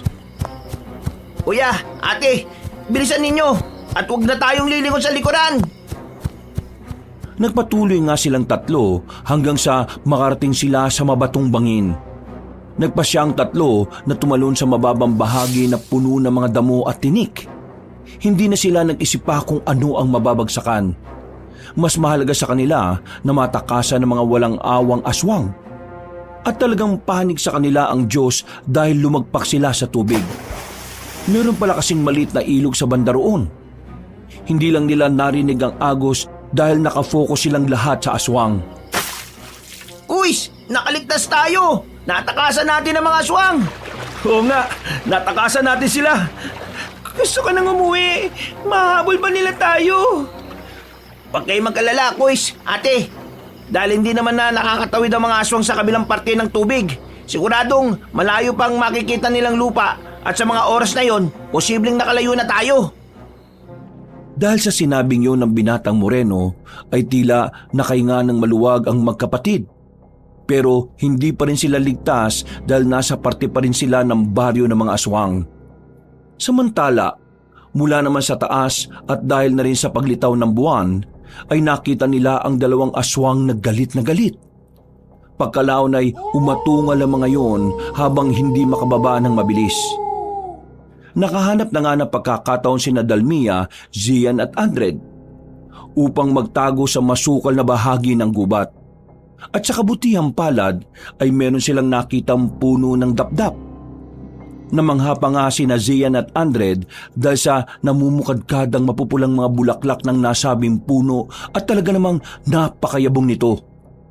Nang humangin ay nalaglag ang ibang maliliit na bulaklak, kaya humalimuyak din ang amoy nito. Subalit, nang makita ito ni Dalmia, ay nangilabot siya at nakaisip ng hindi maganda. Dala na rin kasi ito na matinding takot at stress, kaya siya tila nag-iiba-iba ng mood. Huwag tayong lumapit dyan. Baka may mga engkantong nakatira dyan. Ganito yung napapanood ko sa mga horror movies eh. Kapag may nakitang puno na namumukadkad sa gitna ng gubat, ibig sabihin, merong engkanto o mga laman lupa. Umalis na tayo rito. Hindi totoo yung sinasabi mo, ate. Anong hindi? Nakikita mo naman na parang may wagang puno na yan, di ba? Kukontra ka na naman. Alam mo, Andred, pinagbigyan ko na yung ginawa mong pagsampal sa akin kanina. Pero ngayon, hindi ko na pagbibigyan yung pagiging ewan mo. Sabihan patuloy ako ng ewan. Andred, pagpasensya mo ng kapatid ko ha. Pero ano nga bang meron sa puno na yan? Parang may punto rin naman si Dalmia eh. Baka nga mahiwaga at may engkanto dyan. Walang engkanto dyan, Kuis. Maniwala sana kayo sa akin ni Ate Dalmia. Ang totoo niyan, ang tawag sa punong yan eh, dap-dap. O mas kilala sa inyo sa Tagalog na coral tree. Bibihira na makakita niyan sa kakahuyang katulad nito. Pero ang natatandaan kong kwento tungkol dyan, iniiwasan ng puno na yan ng mga aswang at ng iba pang masasamang elemento. Bukod kasi sa kulay pulang bulaklak na pantaboy sa masasamang elemento, ang bulaklak kasi niyan eh, parang palaso o sisidlang apoy na kung saan eh, ayaw ng aswang. Ang ibig mong sabihin, kapag nasa silong tayo niyan eh, ligtas tayo? Ganun na nga, Kuis. Nakakasiguro ko dun. Kasi nung buhay pa yung lolo putol ko, Paulit-ulit niyang kinukwento nun yun. Ang sabi pa nga niya, noon daw ginagamit ang bulaklak niyan bilang panggamot sa lagnat at sakit ng katawan. Naniniwala ako sa sinasabi mo. Kaya dito na muna tayo magpalipas ng gabi. Pagsikat ng araw, saka tayo lalarga. Total, wala na rin naman tayo magagawa dahil hindi na tayo makakapunta sa kasal ni Juan Sigurado sa mga oras din na to posibleng pinaghahanap na nila tayo. Maghintay na lang tayo ng tulong. Ayoko na magstay dito, kuya.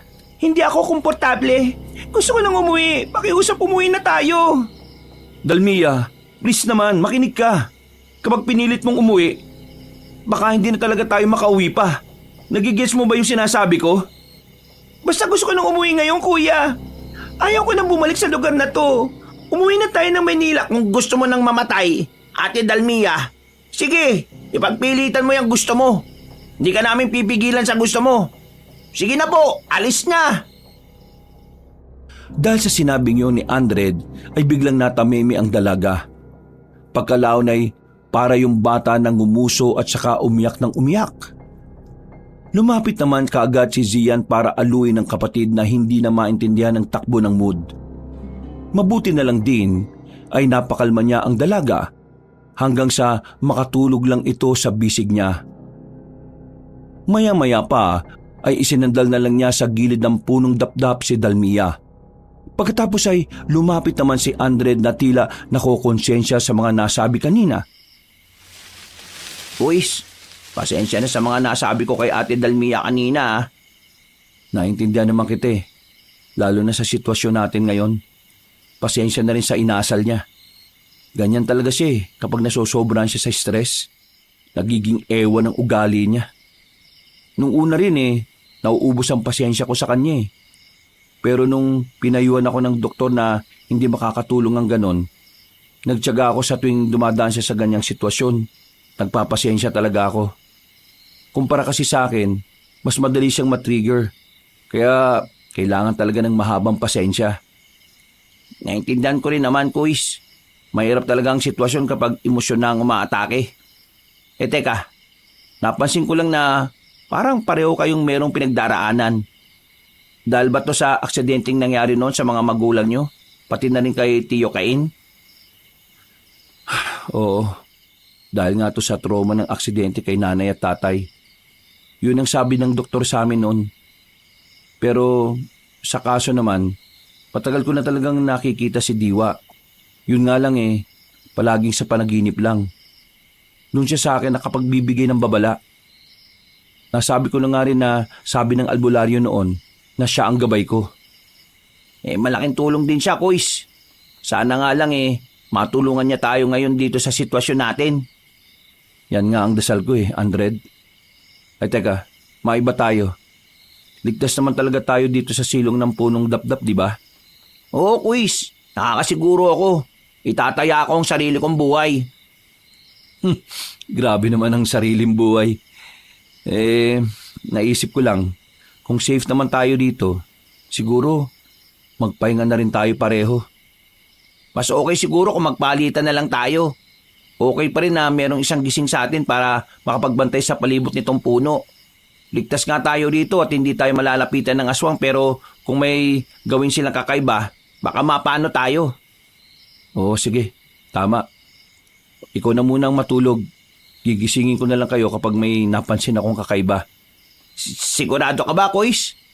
Oo, sige na. Umidlip ka na. Para pare-pareho tayong may lakas. Hindi na tumutol pa ang morenong binata. Sumandal siya sa puno ng dapdap at nagpahinga. Wala pang 3 minuto ay narinig na ni Zia ng paghilik noon, kaya napaismid siya. Sana all, mabilis makatulog sa kahit anong sitwasyon. Ay, nakakaingit naman tong si Andred Tumayo ang matipunong lalaki.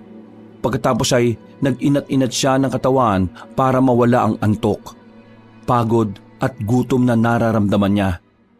Pagkalaon ay naglakad-lakad din siya at inikot ang nasabing puno para masigurong makita kung may panganib o wala. At nang nasa kabilang parte na siya ng puno, ay biglang merong kumalusko sa harapan. natigilan siya at napatitig sa halamang tila umuuyog-uyog. Hanggang sa may lumitaw na nilalang doon. Ganun na lang ang pagkabigla niya nang makita si Gaza na nasa anyong Kambyon Adlawan.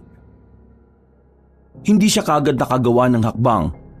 Natulala at nagulat kasi siya sa batang aswang. Napalunok siya habang nangingilabot ang buong katawan. Alam niya kasi kung gaano kalakas ang batang aswang. Siguradong kapag inatake sila nito ay tiyak na ang kanilang kamatayan. Kumusta, Kuya Zian? Kung kinukulit mo pa rin ako tungkol sa pagsuko ko sa kapatid ko, hindi ko gagawin yon. Patayin mo na lang ako. Patayin mo na lang kami. Pero sinisiguro ko sa iyo na hindi kami basta-basta magpapatalo. Malamang sa nabalitaan mo na ang nangyari dun sa 2 sa 4 mong kapwa aswang. Napatay namin sila ng walang kahirap-hirap. Anong nakakatawa ha? Natutuwa lang ako, Kuya Zian. Nakita ko kasi yung mga nangyari na yun eh. Ha? Anong ibig mong sabihin na nakita mo kami? Nakatingin lang ako sa mga nangyayari. Ano? Ano ba pinaplano mo? Bakit hindi nyo na lang kami tigilan at hayaan na lang kaming makaalis sa lugar na ito? Hindi basta-basta gagawin yun ng mga aswang sa baryo. Pero hindi ko naman talaga kayo intensyon na saktan, Kuya Zian eh. Hindi intensyon na saktan? Narinig mo ba yung sarili mo? Yung ginawa mo sa amin sa kotse namin? Munti ka na kami mamatay. Ginawa ko yun para mailigtas kayo sa mga taga-baryong aswang. Kung hindi ko ginawa yun, siguradong kanina pa kayo pinagpiestahan ng mga taga sa amin. Para mailigtas kami? Kung gusto mo kaming iligtas, dapat tinulungan mo na lang kami.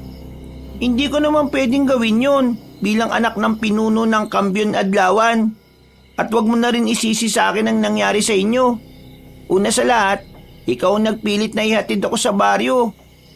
Kaya kayo nakita ng mga taga sa amin. Yung tulong na ginawa nyo, binawi ko lang at ngayon naparito ko para paalalaanan ka. Totoo nga mga aswang ay hindi lumalapit sa punong dapdap. Pero ang mga sandata nila ay madali lang makalusot. Yun ang plano ng mga aswang. Kaya huwag kayong magpakampante. Habang may oras pa, umalis na kayo. Malapit na kayong makarating sa ligtas na lugar eh. Ha? Ganun ba? Salamat ha. Hindi mo kailangan magpasalamat dahil sa susunod na makita tayo, Kuya Zian, siguradong kamatayan nyo na. Huling paalala ko lang ha, pagsapit ng kalahating oras, siguradong matutuntun na kayo ng mga aswang at hindi sila kasing tanga ng mga napatay ninyo. Pagkasabing yun ay tumalikod na ang batang aswang at naglaho na lang sa dilim ng kakahuyan na parang bula. Saglit na nilamon na matinding katahimikan ng paligid. Matagal na napatanga si Zian habang tila nakatingin sa kawalan. Naantala lang siya nang makarinig ng malakas na huni ng kwago at tiyaw ng mga paniki mula sa hindi kalayuan. Dahil dito ay parang mas nadagdagan ng takot na nararamdaman niya. Kailangan ko na silang gisingin. Kailangan na naming umalis sa lugar na ito. Dali-dali niyang nilapitan ang nahihimbing na tulog na si Andred at ang nasabing binata ang una niyang ginising. Anak ng teteng!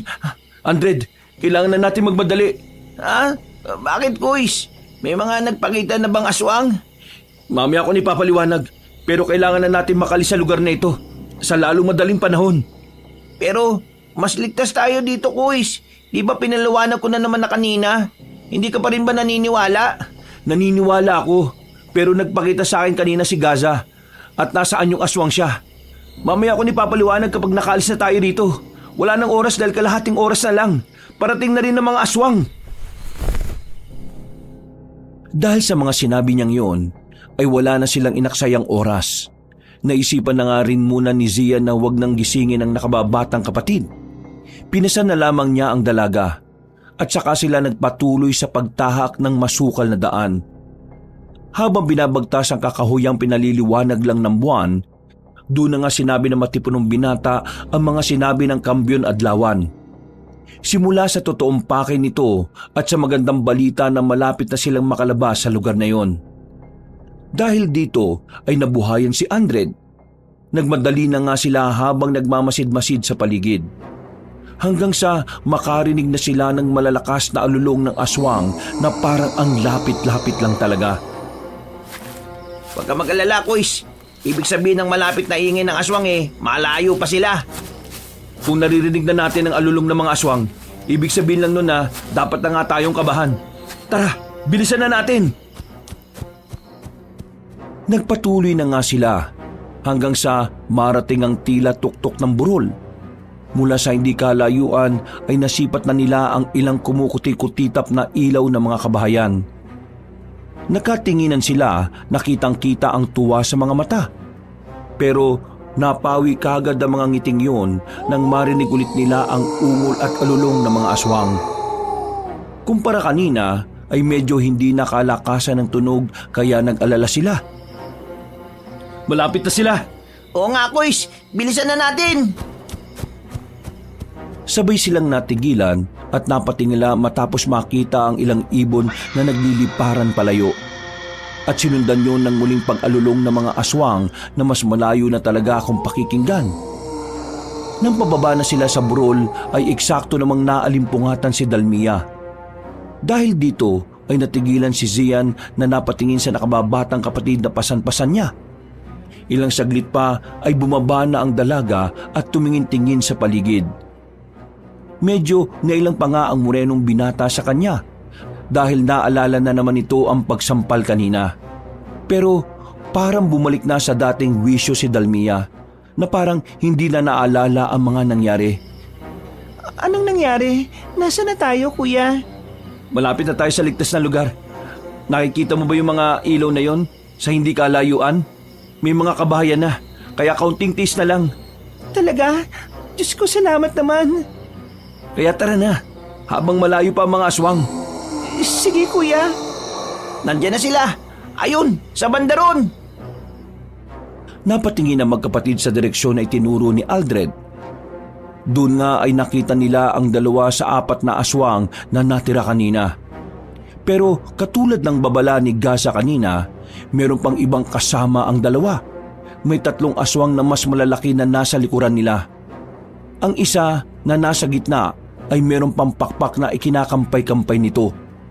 Dahil doon ay mas lalo silang naalarma. Ano na naman ang isang yun? Manananggal ba yun? Pasensya na, pero hindi ko alam, Kuis. Saka nyo na pagtalunan kung ano yan. Bilisan na natin. Para mas maging mabilis ay umupo na sila at nagpaduus-us sa damuhan ng burol. Naging epektibo naman pero mabilis pa rin silang nahabol ng aswang na lumilipad. Dahil dito ay mas lalong naalarma ang 3. Lalo na nang umungol ang nasabing aswang na pagkalaon ay bumulusok palapit sa kanila. Mauna na kayo, bilis! Paano ka, kuya? Huwag na munang maraming tanong, bilis na! Pinigil nga ng matipunong binata ang sarili sa pagdaus-os at saka pinauna ang nakababatang kapatid na kasunod ni Andred. Tumingala siya at pinagmasdan ng aswang na pabulusok. Hinigpitan niya ang hawak sa sandatang gamit nila at pagkatapos sakato iwinasiwas ng iwinasiwas. Dahil dito ay natigilan ang lumilipad na aswang. Para tong napapreno sa himpapawid habang umaangil. Galit tong hinarap si Zian na kitang-kita sa mga mata ang takot, pero pinipilit ang sarili na nagtatapang-tapangan. Maya-maya pa ay napabaling na si Zian sa itaas. Doon ay nakita niya ang iba pang aswang na pababa na rin. Dahil dito ay napadaus-us na rin ulit siya. Nagpatuloy naman ang lumilipad na aswang sa pagsunod sa kanila. Nagulat na lang ang matipunong binata dahil nakakita na siya ng mga nagliliparang bato. Napatakip tuloy siya ng ulo para maproteksyonan ito laban sa mga pagbagsak ng bato. Pagtingin niya uli sa ibaba ng burol, nakita niya si Andred na siya palang bumabato sa mga aswang. Galit na galit tuloy ang mga halimaw at kitang-kita na gustong-gusto nilang makanti ang morenong binata. Nang nasa ibaba na rin si Zian, ay tumakbo na sila ng sabay-sabay. Bakit niyo ba ako inintay? Di ba sinabi ko naman sa inyo na mauna na kayo? Si Ate Dalmia po ang nangungulit eh. Sabi niya, wag daw kaming aalis hanggat wala ka. Kuis, teka, nasa na yun? Anak ng teteng oh. Tumakbo na sila palayo, pero hinahanap pa rin nila kung saan nagpunta si Dalmia. Dahil tuloy dito ay hindi na nakapag-concentrate si Zian sa pagtakas sa mga aswang. Natuon na kasing atensyon niya sa nakababatang kapatid. At ilang saglit pa nga ay narinig na nila si Dalmia na sumisigaw at humihingi ng saklolo. Dali-dali nilang tinungo ang kinaroroonan ng dalaga. Pero sa kasamaang palad ay may mga aswang nang humarang. Dahil dito ay nagkahiwalay din tuloy ng landas si Zian at si Andred. Mas marami rin ang sumunod sa morenong binata kaysa sa matipunong lalaki. Patuloy pa rin ang pagsigaw ng tulong ni Dalmia. Nang malapit na siyang matunto ng nakatatandang kapatid, ay sumunggab na nga sa binata ang isang aswang. Nagpagulong-gulong sila at nagkaroon ng pambuno. Hanggang sa makakalmot si Zian sa bandang hita at tagiliran. Dahil dito ay tumagas ang masaganang dugo. Nang maamoy ito ng halimaw ay mas lalo lang itong nasabik na mapatay siya. Hindi ininda na matipunong binata ang sakit. Gamit ang kanyang lakas, bago pa siya makagat sa leeg ay sinipa niya sa tiyan ng aswang. Pagkatapos ay sa kanya ito inundaya ng sandatang hawak. Tinamaan yun sa mukha pero daplis lang. Napatras ang aswang kaya dali-daling bumangon si Zian habang iika-ika. Narinig pa rin niya ang nagmamakaawang sigaw ni Dalmia. Kaya hindi pa rin niya maiwasan ang mapasigaw. Dalmia! Papunta na ako! Kaunting hintay na lang! Subalit ngumisi ang aswang habang sinasabi ng mga mata na hindi siya nito patatakasin. Nagsalubungan sila ng lakas hanggang sa muli na naman silang nagpagulong-gulong sa maputik na sahig. At sa ikatlong pagkakataon ay muling nakalmot ng aswang si Zian sa bandang mukha. Dumugo yun, pero hindi pa rin niya alintana ang sakit. Nakatuon ang atensyon niya sa pagpatay sa aswang at pagliligtas sa nakababatang kapatid. Mamamatay ka ng aswang ka! Punyemas ka! Gamit ang buong lakas ay iwinasiwas niya ang sandata at tumama ito sa mismong mukha ng aswang. Malakas ang impact kaya dinig na dinig ang pagkadurog ng panga ng halimaw. Nagtalsikan ang dugo nito at nang mapadikit sila sa malaking puno, sa kanya tinuloy-tuloy ang paghampas hanggang sa madurog ang ulo nito. Kasunod nito ay ang pagkabali rin ng sandatang gamit niya. Binitiwan na niya ito dahil hindi na talaga mapapakinabangan. Nang masigurong wala ng buhay, ay nagmadali siyang tumakbo sa kinaroroonan ni Dalmia. Subalit ganun na lang ang gulat niya dahil eksakto naman na dinagit na ang dalaga ng lumilipad na aswang. Kuya, ayaw ko mamatay sa aswang! Bitiwan mo ako! Bitiwan mo ako! Walang yakang aswang ka! Ibalik mo ang kapatid ko! Animal ka! Papatayin kita! Papatayin kita kapag may ginawa ka masama sa kanya! Pero sa halip na gawin yon, ay mas lalo lang hinigpitan ng aswang ang pagkakakapit sa magkabilang balikat ni Dalmia. Hindi na lang sa takot, kundi dahil na rin sa sakit na nararamdaman kaya nagsisisigaw ang dalaga. Wala namang magawa si Zian kundi pagmasdan na lang ang kapatid. Natangay-tangay papalayo ng aswang. Halos maiyak na lang din siya dahil hindi na niya alam ang gagawin.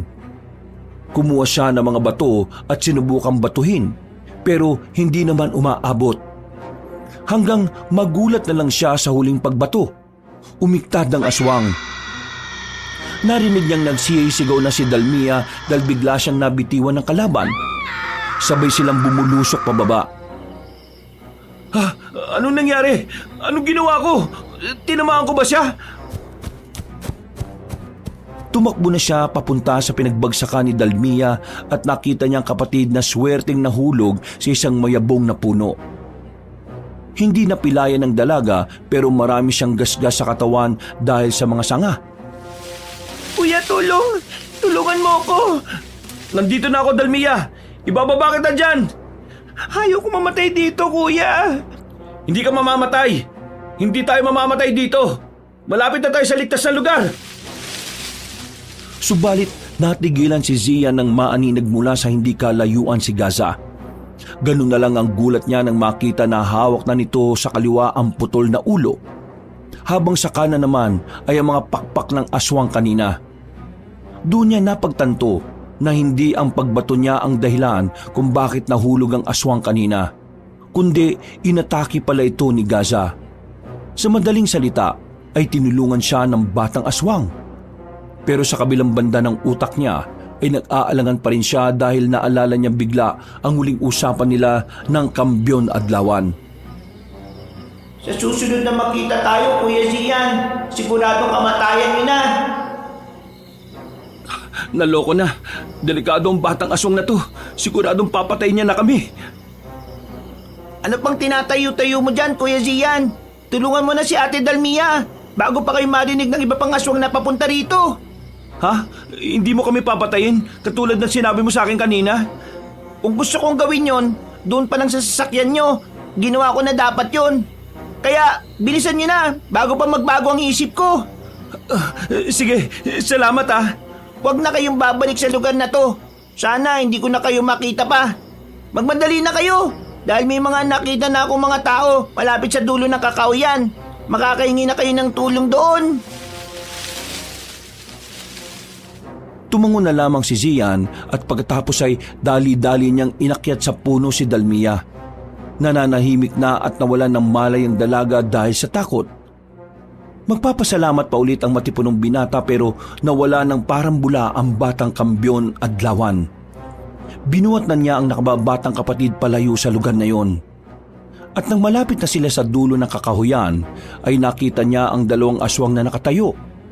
Galit na galit ang mga yon habang nakatingin sa kanya. Huminto siya at saglit na inilapag si Dalmia para harapin ang mga yon. Pero napakunot din siya ng noo dahil napansin niyang duguan na ang mga aswang. Ilang saglit pa nga ay nakarinig na siya ng magkakasunod na putok ng baril. Kasabay nito ay ang pag-alingaw-ngaw ng nakakakilabot na tono ng boses ng mga aswang, bago dugo ang humandusay sa lupa. At pagkatapos, sunod-sunod na ilaw ng flashlight ang sumalubong kay Zian. Napatakip siya ng muka dahil sa pagkasilaw. At nang marinig niya ang mga pamilyar na boses, ay doon na siya nakahinga ng maluwag. Tama nga kasi ang sinabi ni Gaza kanina, na may mga tao nang magliligtas sa kanila.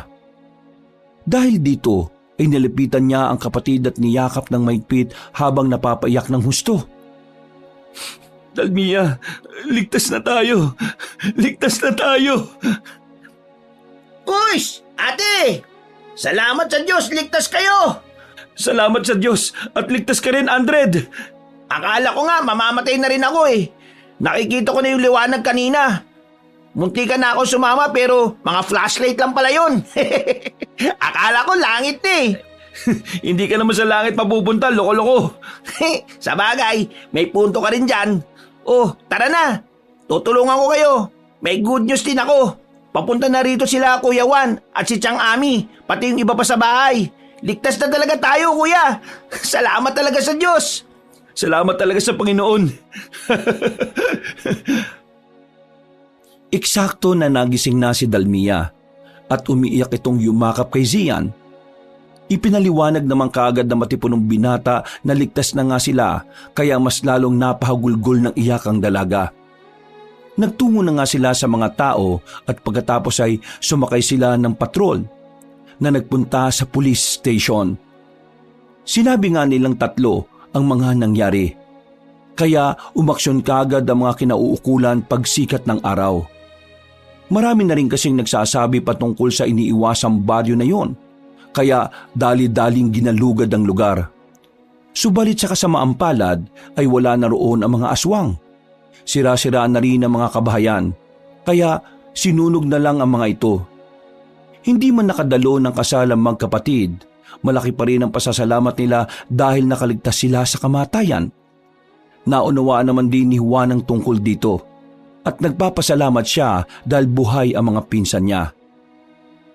Nagtagal pa nga ng 1 linggo sa probinsya sina Dalmia at Zian. Nasulit din naman nila ang pag-i-stay doon kahit na puno ng trauma ang dalaga. Pag-uwi sa Maynila ay hiniling ni Zia na magpakita sa kanya si Diwa. Kapag ginawa ko ang sinabi mo, yun na ang huli nating pagkikita. Ganun nga ang gusto ko mangyari. Gusto ko na rin palayain ang sarili ko sa mga bagay na mahiwaga. Gusto ko mamuhay ng normal, katulad ng ibang tao. Sigurado ka na ba? Siguradong sigurado na. Hindi ka na magkakaroon ng mga pangitain kapag nawala na ako. Nagpapasalamat ako sa iyo, Diwa. Dahil simula ng bata ko, hanggang ngayon, nandito ka para sa akin. Pero gusto ko talagang mamuhay ng tahimik. Mangyayari lang yon kung wala akong malalaman sa hinaharap ko. Hahayaan ko na lang ang Diyos na kumilos sa buhay ko at sa kinabukasan ko, Diwa. Kung ganon, mangyayari ang gusto mo, Sian.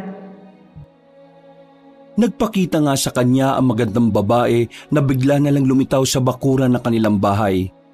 Ngumiti yun saka lumapit at yumakap. Nakapagpaalam na sila at pagkatapos ay tuluyan ng naglaho na parang bula si Diwa. Simula nga noon ay tila naging normal na lang na tao si Zian. Hindi na siya dinadalaw ng bangungot.